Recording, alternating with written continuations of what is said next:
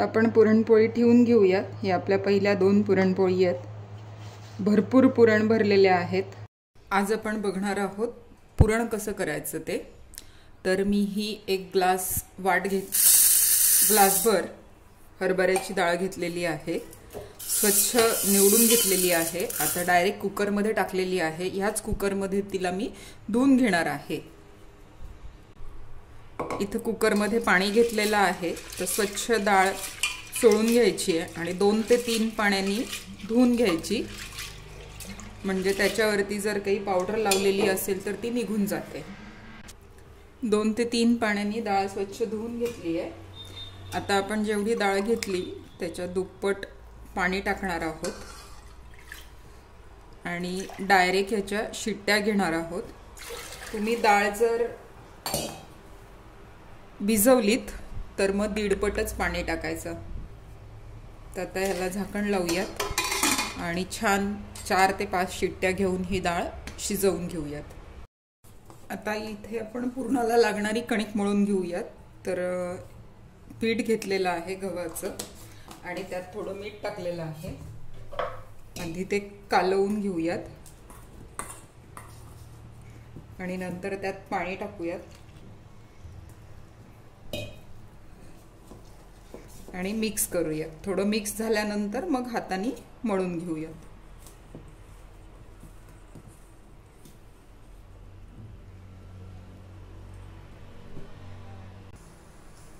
आता चमचा काढून घेतलेला आहे मी आणि आता थोडं हाताने मळून घेते।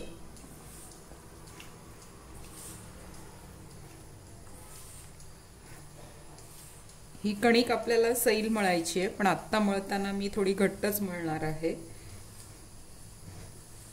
आणि त्यानंतर तेल पाणी लावून हिला पातळ करायचं।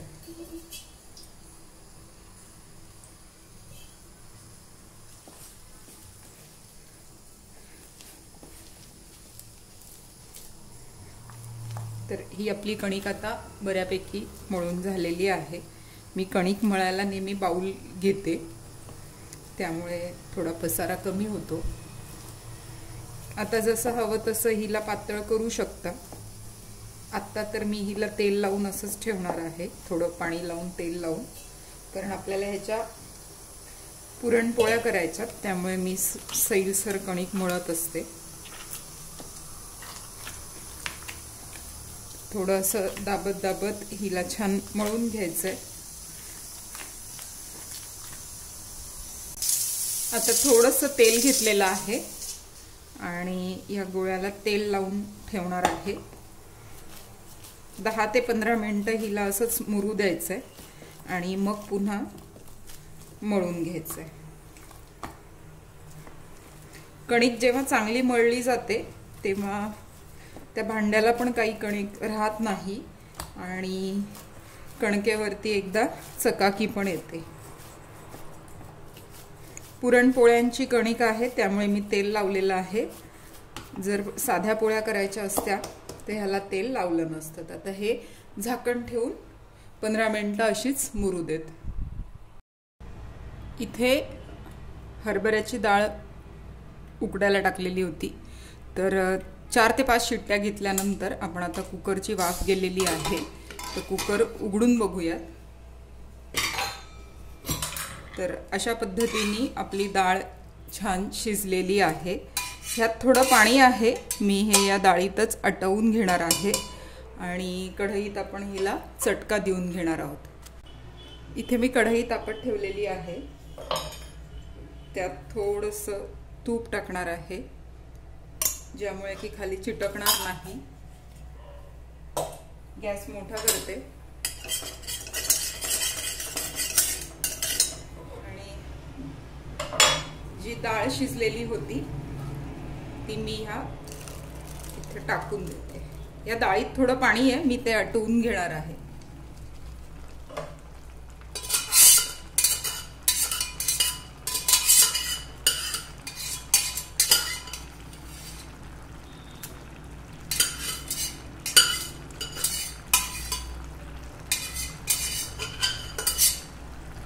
माझ्या घरी कटाची आमटी करत नाहीत, त्यामुळे मी ही डाळीचं जे पाणी आहे ते कुठेही न काढता ह्यातच आटवून घेणार आहे। आता डाळीतलं पाणी छान आटवून घेतलेलं आहे। ह्यामुळे तुमच्या पोळ्या ज्या आहेत त्या मऊ होतात आणि चविष्ट होतात। जेव्हा कटाची आमटी आपण करतो तेव्हा कटाची आमटी पुरणाच्या पोळीपेक्षा जास्त चांगली लागते। आता एक ग्लास आपण डाळ घेतली होती तर तेवढंच मी साखर टाकणार आहे। माझ्या घरी साखरेचं पुरण आवडतं त्यामुळे मी साखरेचं करते। मला स्वतःला गुळाचं आवडतं, पण साखरेचं पुरण करायला खूप सोपं आहे, जास्त वेळही लागत नाही आणि सोपं आहे करायला, बिघडत नाही कधी साखरेचं पुरण। आता छान चटका देऊन घेऊया। यात मी जायफळ नाही घालणार आहे, कारण गूळ असल्यावरती जायफळ घालतात। मी वेलची पावडर टाकणार आहे, पण सगळं झाल्यानंतर। एकीकडे ही डाळीला आपण चटका देतोय पुरणाला, त्यानंतर इथे मी कणिक भिजवलेली होती तर ती कणिक आपल्याला पातळ करून घ्यायची आहे। तर ह्यातली अर्धीच कणिक मी घेणार आहे, कारण पुरणपोळीची कणिक जी आहे तीच मी सैलसर मळते। साध्या पोळ्या ज्या आहेत त्या नॉर्मली आत्ता आहे त्याच कणकेच्या करते। ज्या कुकरमधून आपण ही डाळ काढली त्याच कुकरमध्ये मी वरण भाताचा कुकर लावलेला आहे, त्यामुळे आपली भांडी कमी खराब होतात। आता अशा पद्धतीने थोडं पाणी थोडं तेल असं करून मी कणिक मळून घेणार आहे आणि एकीकडे आपली डाळ पण, डाळीला चटका पण बसतो।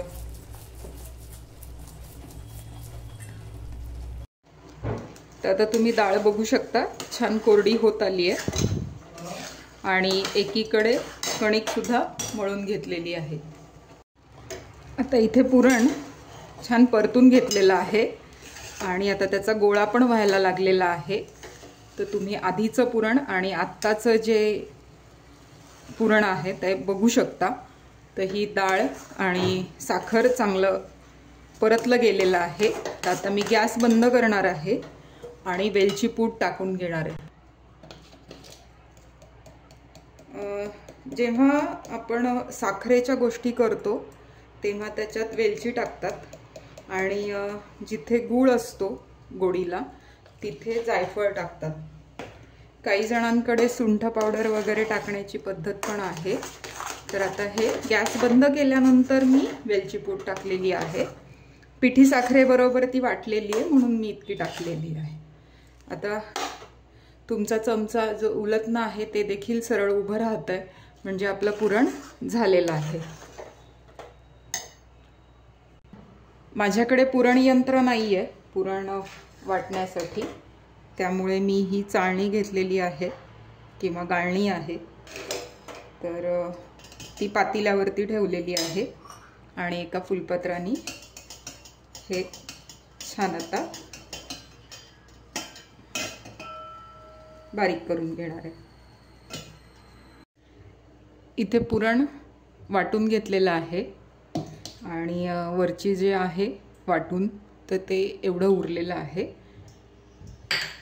तर आता हे छान झालेलं आहे, याचा गोळा देखील होतोय, त्यामुळे आपलं पुरण चांगलं झालेलं आहे।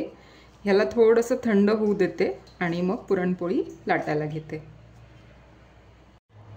इथे आता पुरणपोळी करायला घेतलेली आहे मी। या कणकेच्या पिठातून मी एवढी कणिक घेतलेली आहे जिचा गोळा केलेला आहे। इथे तवा तापत ठेवलेला आहे मंद गॅसवरती आणि पुरणातून तुम्ही बघू शकता ह्याच्यात दुप्पट मी पुरण घेतलेला आहे, जेवढा गोळा आहे तेवढा। आणि इथे लावायला तांदळाची पिठी घेतलेली आहे, कारण तांदळाच्या पिठीचं सोपं आपल्याला असं होतं की ती छान पोळी सरकते। तर आता मी उंडा करून घेते आहे। दोन्ही बोटांना, हाताच्या बोटांना इथं पीठ लावलेलं आहे, तांदळाची पिठी लावलेली आहे आणि छान उंडा करून घेतलेला आहे। आता ह्याच्यात पुरण भरते आहे. अजूनही पुरण ह्यात मावेल, पण आता बस करते आणि आपण असं दाबत दाबत ह्याला बंद करून घेऊयात. मला जेव्हा नवीन नवीन पुरणपोळ्या येत नव्हत्या तेव्हा मी हा जो उंडा आहे तो लाटून करायची, छोटी पोळी लाटून मग त्यात पुरण भरायचे. तर आता हे आपलं छान तयार झालेलं आहे. असं गोल गोल गोल गोल फिरून याला दाब द्यायचा आहे आणि थोडंसं हातावरच तिला बारीक करायचं आहे. अशा पद्धतीने पुरणपोळीचं जे आपलं आहे ते आधी करून घ्यायचं, म्हणजे मग लाटल्यानंतर ती आपण जेव्हा दाब पडतो पटकन पुरण बाहेर येत नाही. तर आता पोळपाटावरती तांदळाची पिठी टाकते आहे आणि वरतून सुद्धा तांदळाची पिठी लावलेली आहे आणि खूप हलक्या हाताने आपण हे लाटून घेणार आहोत. तर तांदळाची पिठी टाकल्यानंतर आपली पुरणपोळी अशी मस्त सरकते आणि जास्त कष्ट न घेता ती लाटली देखील जाते. मध्ये न लाटता कडा लाटायच्या.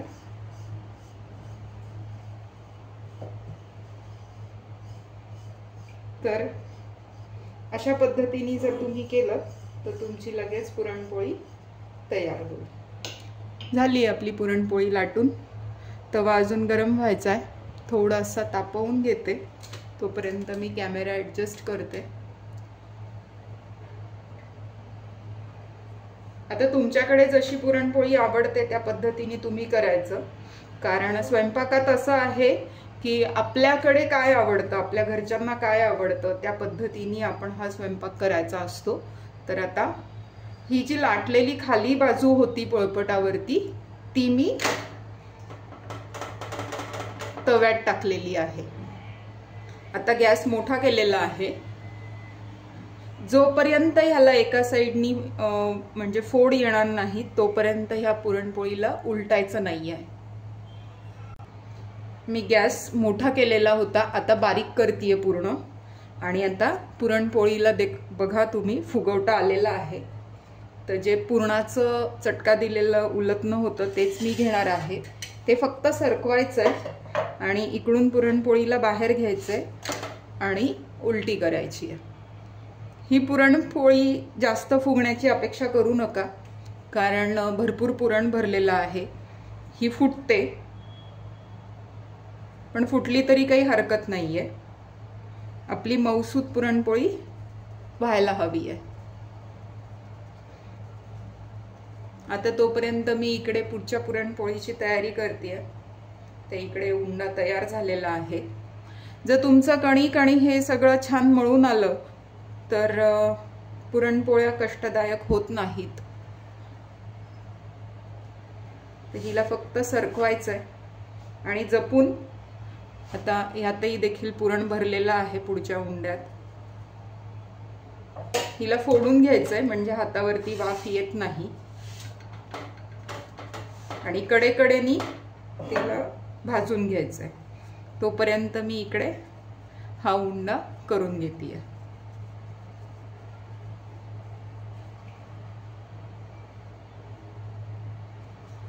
आता उलटून घेऊयात आणि अशी पुरणपोळी भाजताना खूप काळजीपूर्वक भाजायची.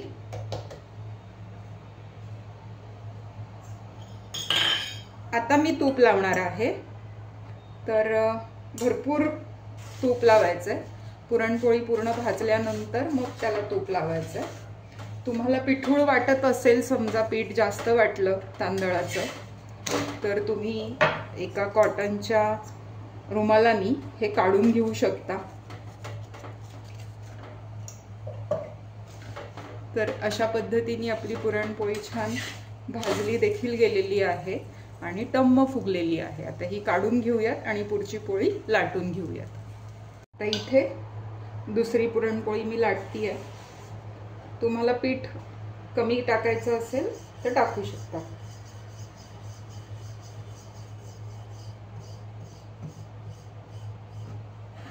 वाटलं तर पोळपाटच फिरवायचा, पुरणपोळीला धक्का लावायचा नसेल तर. तर आपली दुसरी पण पुरणपोळी लाटून तयार आहे. मी गॅस बंद केला होता. आता ही पुरणपोळी आपण भाजून घेऊयात.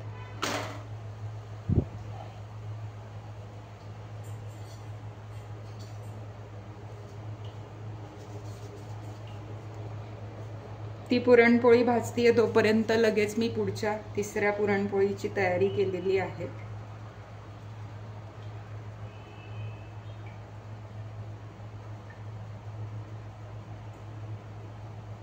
आता इथे आपलं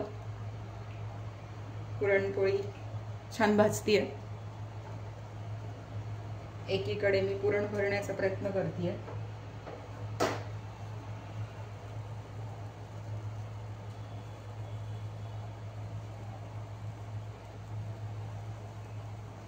आता हे पुरण घेतलेलं आहे, हे ह्या पुरणपोळीत भरतीये. पीठ कमी लावलंय त्यामुळे पुरणपोळीचा रंग छान आलेला आहे. आता ही सगळ्यात जास्त पुरण भरलेली पोळी आहे.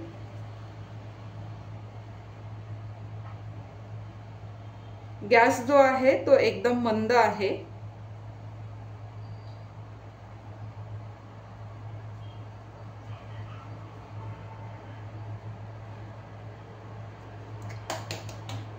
तूप जे आपण पुरणपोळीला लावणार आहोत ते सगळ्यात शेवटी लावणार आहोत, कारण त्याचा धूर निघतो. आता मी ही पुरणपोळी फोडून घेते, कारण तिची वाफ खूप जास्त येते. आणि आता कडेनी आपण या पुरणपोळीला शेकून घेऊया.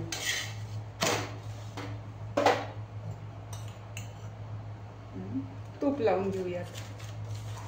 अशा पद्धतीने केलेल्या पुरणपोळी ज्या आहेत त्या एकदम मऊसूत होतात आणि साखरेचं पुरण करणं एकदम सोपं असतं. तर आपली दुसरी पुरणपोळी देखील तयार आहे. तोपर्यंत इथे माझा तिसरा उंडा जो आहे तो भरून झालेला आहे. आता आपण काढून घेऊया. लहान मुलांना हीच पुरणपोळी द्यायला, त्यांना खायला सोपं व्हावं म्हणून ह्या पुरणपोळीचा रोल करायचा आणि कात्रीनी त्याचे गोल गोल तुकडे करायचे, म्हणजे रोल सारखं. म्हणजे त्यांना एक बाईट साईजची पुरणपोळी घेता येते. आणि आवडत नसेल तरी देखील अशा पद्धतीने जर त्यांना दिलं तर ती पुरणपोळी आवडायला लागते. तर आता तिसरी पुरणपोळी आपण लाटून घेतो.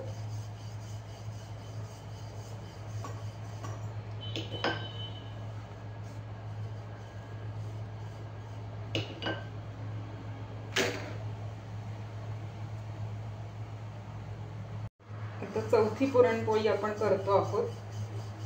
तर अशा पद्धतीने आपल्या पुरणपोळ्या सरसर होऊन जातात, जास्त वेळ लागत नाही.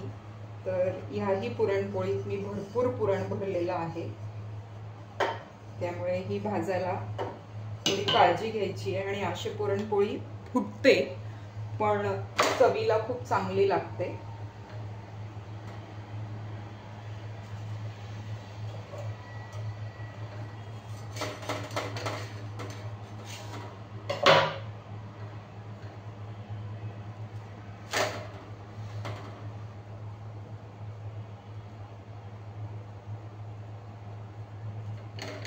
तर टाकताना थोडी घाई झाली त्यामुळे साईडला गेली होती पुरणपोळी. तर आता आपण ही पुरणपोळी भाजून घेऊयात आणि नैवेद्य दाखवूयात. तर माझा आता स्वयंपाक तयार आहे. अजून मला एक 5-6 पुरणपोळी करायच्या आहेत. आता इथे बुडबुडे आले की आपण छान उलटून घेऊयात आणि उलटताना काळजी घ्यायची आहे. पूर्ण उलटणं न घालता साईडला पुरणपोळी घ्यायची अशी आणि मग नंतर ती पलटी मारायची. अशा पद्धतीने जर केलं तर पुरणपोळी फाटत नाही.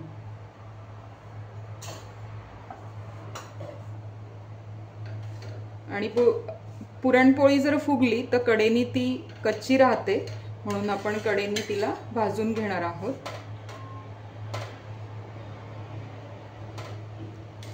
मला ही वाफ सहन होत नाही म्हणून मी कधी कधी मुद्दाम पुरणपोळीला शेत करते.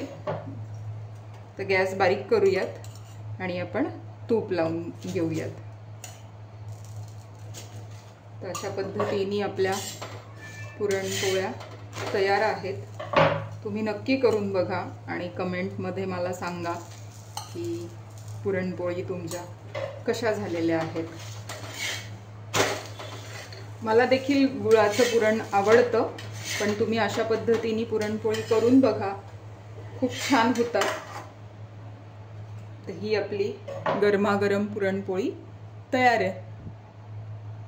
तर आपण पुरणपोळी ठेवून घेऊयात. हे आपल्या पहिल्या 2 पुरणपोळी आहेत. भरपूर पुरण भरलेल्या आहेत. तर अशा पद्धतीने आपण या ठेवून घेऊयात आणि सर्व करूयात.